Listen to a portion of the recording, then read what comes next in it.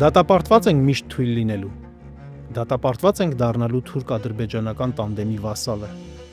Թե ստիպված թաքնվելու ենք Ռուսաստանի ստվերի տակ։ Ում վրա հույս դնենք։ Ումից օգնություն խնդրենք։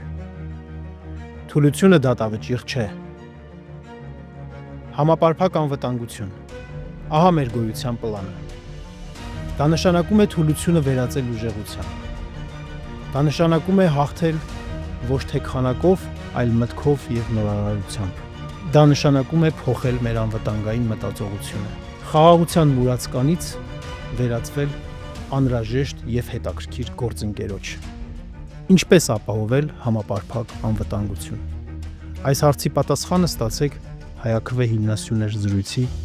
մեր առաջիկա թողարկմանը։